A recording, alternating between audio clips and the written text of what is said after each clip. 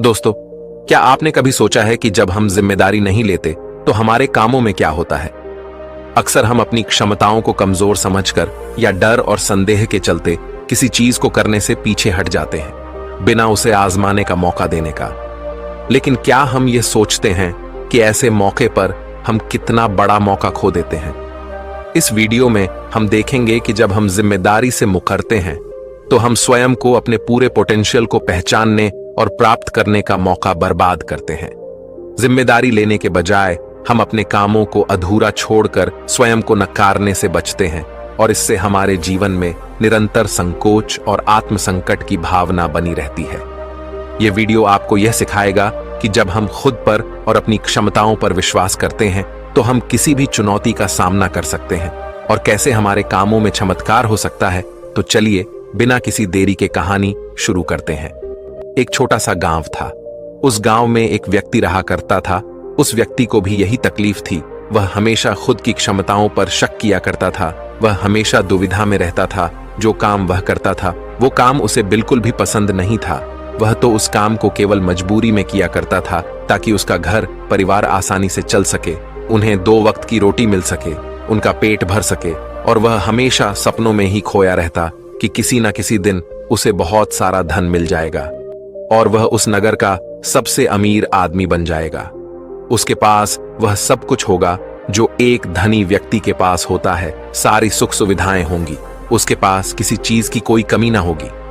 मन में यही ख्याल लिए वह हमेशा अपने भगवान की पूजा किया करता। वह हमेशा यही सोचा करता कि मेरे ईश्वर के आशीर्वाद से उसके जीवन में चमत्कार घटेगा और वह बहुत धनी व्यक्ति बन जाएगा। इसीलिए वह दिन रात सुबह शाम केवल अपने इष्ट की पूजा करता, उनकी भक्ति में खोया रहता। और जब भी कोई उसे किसी कार्य के लिए कहता तो वह यही कहता, जो होगा वही करेंगे, मैं भला कौन हूं, करने वाले तो सब वही है। लेकिन वास्तविकता में उसके मन के भीतर एक दुविधा थी। कुछ भी करने के लिए वह हमेशा दुविधा में फंसा रहता था।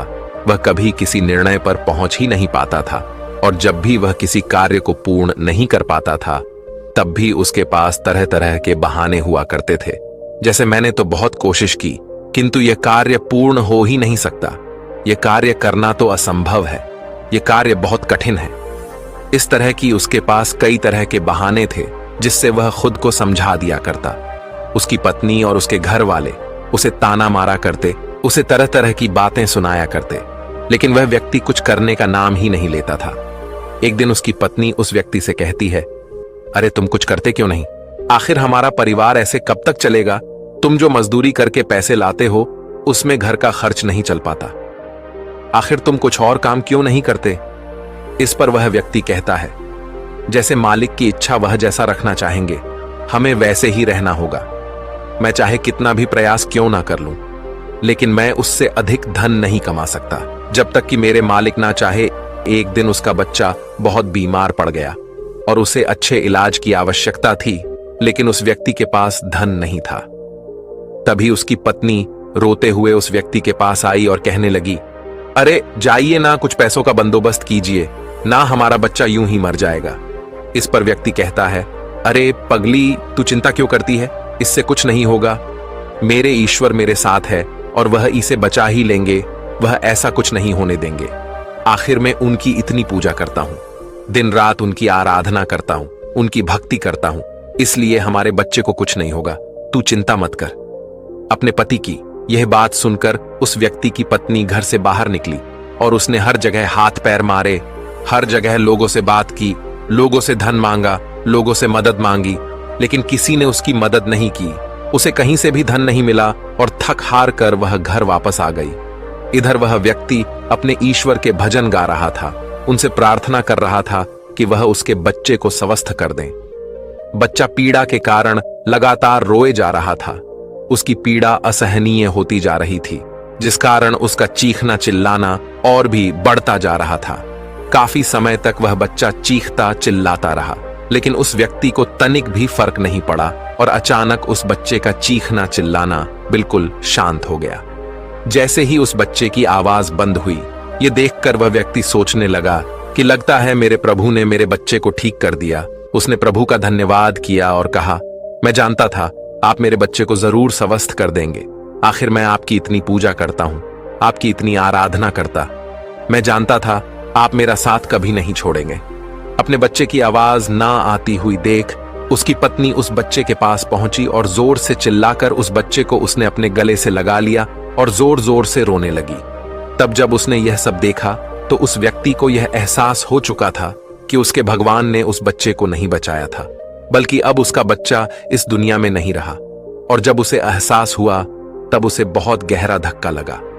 उसे यह समझ नहीं आ रहा था कि आखिर यह कैसे हो सकता है। वह तो अपने प्रभु की इतनी भक्ति करता है, इतनी आराधना करता है, फिर आखिर यह सब कैसे हो गया। उसके मन में ऐसे कई प्रकार के प्रश्न उत्पन्न हो रहे थे और उन प्रश्नों को लेकर वह यहां वहां भटकता रहा। और ऐसे ही कई दिन बीत गए। दिन के बाद हफ्ते और हफ्तों के बाद महीने बीत गए, लेकिन अब तक उसे उसके प्रश्नों का कोई उत्तर नहीं मिला था।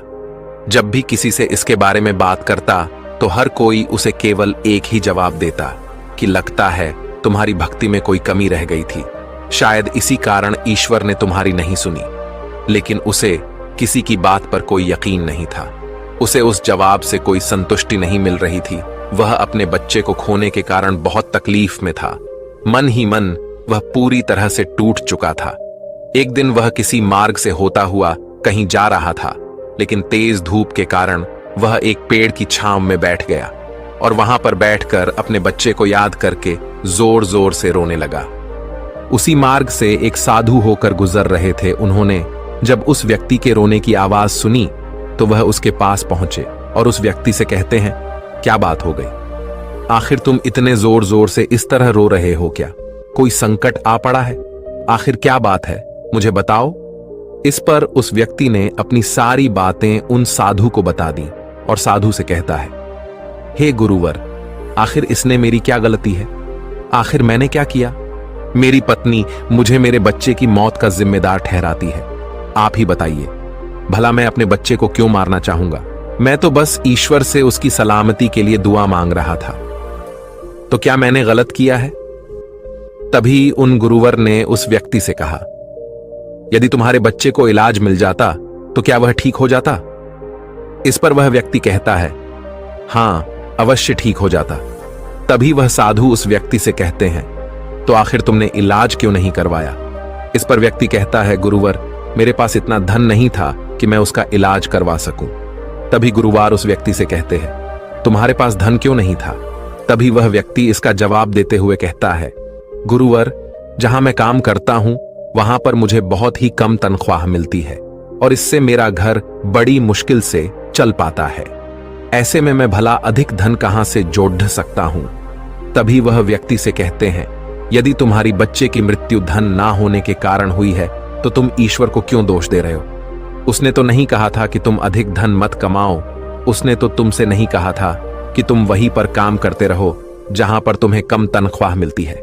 ईश्वर ने तो तुमसे नहीं कहा था कि तुम मेरे भरोसे बैठो। यह सुन वह व्यक्ति थोड़ा सा अचरज में पाडीडीएच गया। उसने उन साधु से कहा, गुरुवर, तो क्या हमें ईश्वर की मदद नहीं मांगनी चाहिए? क्या हमें उनकी पूजा आराधना नहीं करनी चाहिए? तभी वह व्यक्ति से कहते हैं, तुम्हारा ईश्वर कोई और नहीं बल्कि तुम्हारे भीतर है। वो तुम्हारी आंखों से देखते हैं, तुम्हारे ही हाथों से कार्य करते हैं, तुम्हारे ही पैरों से चलते हैं। और जब तुम्हें कुछ करने के लिए तैयार ना हो तो वह तुम्हारी मदद कैसे कर सकते हैं? तुमने ही अपने ईश्वर को हाथ पर हाथ धरे रखने के लिए मजबूर कर दिया है। तभी वह व्यक्ति उनसे कहता है, ठीक है, आपकी बातें बड़ी कड़वी लग रही हैं, लेकिन जो कुछ भी आप कह रहे हैं वह सब सत्य है। कहीं ना कहीं मैं अंदर से जानता था कि मैं ही अपने बच्चे की मौत का जिम्मेदार हूं। यदि मैंने थोड़ा और धन जुटा लिया होता, यदि मैंने थोड़ी सी मेहनत की होती, लोगों से मदद मांगी होती, तो अवश्य ही आज मेरा बच्चा जिंदा होता, मेरे साथ होता। इतना कहकर व्यक्ति जोर जोर से रोने लगा। कुछ देर रोने के बाद फिर से शांत होकर गुरु से कहता है गुरुवर, जब भी मैं कोई कार्य करने जाता हूं तो मेरे पास इतने साधन नहीं होते थे, ना ही धन होता था, ना ही किसी का सहयोग मिलता था। और जब भी मैं कोई कार्य करने जाता तो मेरे मन में एक शंका होती, एक संकोच होता कि क्या मैं इस कार्य को कर सकूंगा या नहीं। तभी वह साधु उस व्यक्ति को एक पेड़ की तरफ इशारा करके कहते हैं, क्या तुम पेड़ पर चढ़ना जानते हो? व्यक्ति कहता है, नहीं गुरुवर, मैं आज तक कभी भी पेड़ पर नहीं चढ़ा और ना ही मैं पेड़ पर चढ़ना जानता हूं। किंतु आप मुझसे यह क्यों पूछ रहे हैं? इस पर वह साधु कहते हैं, अभी बताता हूं। उन्होंने पास में बैठे हुए एक कुत्ते को एक पत्थर मारकर क्रोध दिलाया और वह तुरंत ही पास वाले पेड़ पर चढ़कर बैठ गए। और अब उस कुत्ते के सामने वह व्यक्ति था। उस कुत्ते ने क्रोधित होकर उस व्यक्ति को दौड़ाया। उस व्यक्ति को कुछ समझ नहीं आ रहा था, वह बस तेजी से भागता जा रहा था। तभी उसे अचानक एक पेड़ नजर आया। वह व्यक्ति उस पर जाकर तुरंत चढ़ बैठा। कुछ देर बाद जब कुत्ता वहां से शांत होकर चला गया, तब साधु उस व्यक्ति के पास आए और उस व्यक्ति से कहते हैं, क्या हुआ? तुम तो कह रहे थे कि तुम्हें पेड़ पर चढ़ना नहीं आता, फिर तुम इस पेड़ पर कैसे चढ़ गए? इस पर व्यक्ति कहता है, गुरुवर, न जाने क्यों लेकिन अचानक ही मैं इस पेड़ पर चढ़ बैठा। मैं नहीं जानता यह मैंने कैसे किया, लेकिन मुझे अपनी जान बचाने के लिए यह करना ही पड़ा। इस पर वह साधु तो मुस्कुराने लगे और उस व्यक्ति से कहते हैं, मजबूरी व्यक्ति से सारे काम करा लेती है, फिर चाहे वह उसे कार्य पसंद हो या ना हो। जब तुम्हारी जान पर बन आई तो तुम इस पेड़ पर चढ़ बैठे। आखिर उस वक्त तुमने अपने ईश्वर को क्यों नहीं याद किया? तुम्हें उन्हें अपनी मदद के लिए क्यों नहीं बुलाया? तुम चाहते तो वहीं पर बैठकर अपने ईश्वर को याद कर सकते थे, उन्हें अपनी रक्षा के लिए बुला सकते थे, लेकिन तुमने ऐसा नहीं किया। तुम अपनी जान बचाने के लिए उस पेड़ पर बड़ी सरलता से चढ़ गए, क्योंकि बात तुम्हारी जान की थी। लेकिन जब तुम्हारे बच्चे की जान दांव पर लगी थी, तब तुम ईश्वर से आराधना कर रहे थे, उनसे प्रार्थना कर रहे थे कि वह तुम्हारे बच्चे की जान बचा ले। तुम अपने जिम्मेदारी से भाग रहे थे, पर अगर तुम उस जिम्मेदारी को निभाते तो आज हालत कुछ और होते। उन साधु की ऐसी कड़वी बातें सुनकर व्यक्ति मन ही मन और दुखी हो गया। वह जोर जोर से फूट फूट कर रोने लगा और कहता है, गुरुवर, आप सत्य कहते हैं। मैं ही अपने बच्चे की मौत का जिम्मेदार हूं। मुझे ऐसा नहीं करना चाहिए था। मुझे और अधिक धन जोड़ना चाहिए था। यदि मैंने ऐसा कर लिया होता तो मैं आज अपने बच्चे को बचा पाता, लेकिन अब क्या करूं? मुझे कुछ समझ नहीं आ रहा। इस पर साधु उस व्यक्ति से कहते हैं, जो हो गया उसे मिटाया नहीं जा सकता, किंतु जो होने वाला है उसे बनाया अवश्य जा सकता है। इसलिए अपने बहानों से ऊपर उठो, अपने संकोच को मन से मिटा दो और किसी भी कार्य को शुरू करने से पहले तुम्हारे मन में दुविधा उत्पन्न होती है, उसे पूरी तरह से समाप्त कर दो। फिर देखना, तुम जैसा चाहोगे वैसा ही होगा। तुम जो हासिल करना चाहोगे तुम उसे हासिल कर पाओगे। तुम्हारा मन मजबूत होने लगेगा। मैं दुविधा से ऊपर उठकर साफ और स्पष्ट तौर पर निर्णय ले सकता। उसके बाद से तुम्हारे मन को कभी किसी बहाने की जरूरत नहीं पड़ता। इस पर व्यक्ति उस हाथ से कहता है, किंतु हे गुरुवर, जब भी मैं कोई कार्य करने जाता हूं तो मेरा मन बहुत ही कमजोर पड़ जाता है। मैं बहुत घबरा जाता हूं। मैं अपने मन को मजबूत कैसे बनाऊं? क्या आप मुझे इसके लिए कोई उपाय बता सकते हैं? इस पर साधु कहते हैं, हां, मेरे पास इसका भी उपाय है। तभी व्यक्ति कहता है, गुरुवर, कौन सा उपाय मुझे बताइए। इतने में साधु ने उस व्यक्ति का हाथ पकड़ा और उसे एक नदी किनारे ले आए और उस व्यक्ति से पूछते हैं, क्या तुम्हें तैरना आता है? वह व्यक्ति थोड़ा घबराया, लेकिन उसने जैसे तैसे उन गुरु के इस बात का जवाब देते हुए कहा, हे गुरुवर, मुझे तैरना नहीं आता, लेकिन आप मुझसे क्यों पूछ रहे हैं? इस पर गुरु कहते हैं, अभी बताता हूं। इतना कहकर उन्होंने उस व्यक्ति को पीछे से धक्का दे दिया और वह व्यक्ति सीधा नदी में जा गिरा। वह नदी के पानी में हाथ पैर मार रहा था। वह बचने का हर मुमकिन प्रयास कर रहा था। जब उन साधु ने देखा कि वह व्यक्ति डूबने लगा है तो उन्होंने जाकर उसे उस पानी से बाहर निकाला। वह व्यक्ति जैसे ही बाहर आया तो वह हाँप लगा। वह घबराया हुआ था, बहुत डरा हुआ था। जैसे तैसे उसने हिम्मत की और वह खड़ा हो गया। अब की बार वह साधु को देखकर बहुत घबरा चुका था, बहुत डर चुका था। वह उन्हें देखते ही भागने का प्रयास करने लगा, लेकिन एक बार फिर उन साधु ने उसे जबरदस्ती पकड़कर नदी में धक्का दे दिया। वह नदी में हाथ पैर मारने लगा ताकि कोई उसे बचा ले। वह जोर से चिल्लाने लगा, बचाओ बचाओ, लेकिन आसपास कोई न था। उसकी मदद के लिए कोई नहीं आ रहा था। तभी साधु उस पानी में उतरे और उस व्यक्ति को जबरदस्ती पकड़कर सीधा खड़ा कर दिया। उस व्यक्ति ने पाया कि उस नदी में पानी केवल उसके कंधे तक ही आ रहा था। इस पर वह साधु उस व्यक्ति से कहते हैं, अब तुम मुझे यह बताओ कि आखिर तुम इतने कम गहरे पानी में किस तरह से डूबकर मर सकते हो। यदि तुम चाहते तो सीधे खड़े होकर इस परिस्थिति का सामना कर सकते थे और तुम्हें यह भी एहसास हो जाता कि इस नदी में पानी केवल तुम्हारे कंधे तक ही है और तुम्हें इस तरह से इतनी मेहनत करने की कोई आवश्यकता ना पड़ती, ना तुम घबराते और ना ही इस परिस्थिति से भागने का प्रयास करते। किंतु तुम्हें हमेशा से केवल एक डर का सामना किया है और वह यह है कि यदि तुम नदी में गिरे और तुम्हें तैरना नहीं आता तो तुम्हारी मृत्यु निश्चित है। और यही कारण है कि तुम सही स्थिति का पता नहीं लगा पा रहे थे। तुम ये तक पता नहीं लगा पाए कि आखिर इस नदी में पानी कितना गहरा है। एक बार फिर साधु उस व्यक्ति को नदी से बाहर लाए और थोड़ी देर इंतजार करने के बाद उन्होंने एक बार फिर उस व्यक्ति को उस नदी में धक्का दे दिया। अब की बार उस व्यक्ति को उस स्थिति का पता चल चुका था। वह यह जानता था कि अब जैसे ही वह अपने आप को स्थिर कर लेगा, जैसे ही अपने आप को अपने पैरों पर खड़ा कर लेगा, यह पानी केवल उसके कंधों तक ही आएगा। और उसने बिल्कुल ऐसा ही किया। वह सीधा खड़ा हो गया। तभी साधु उस व्यक्ति से कहते हैं, क्या तुम्हें अब अपने मन को मजबूत करने का मंत्र मिल चुका है या नहीं? इस पर वह व्यक्ति कहता है, हाँ, मैं समझ चुका हूं कि अपने मन को मजबूत किस तरह से किया जाए।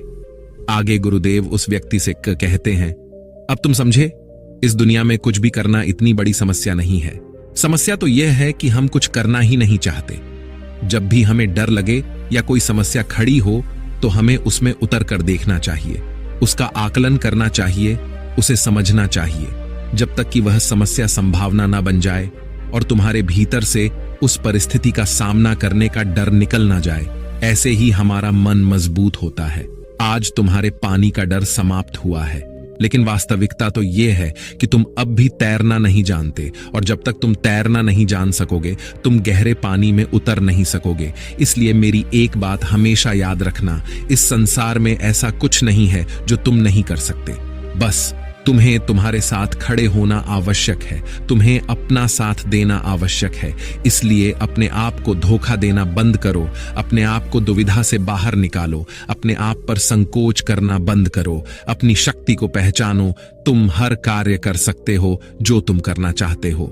यह सुन उस व्यक्ति को अपनी गलती का एहसास हो गया और उसने गुरु को प्रणाम किया और वापस अपने घर की ओर लौट गया। अब से वह हर रोज अपनी गलतियों को सुधारने में लग चुका था, अपने मन को मजबूत करने में लग चुका था।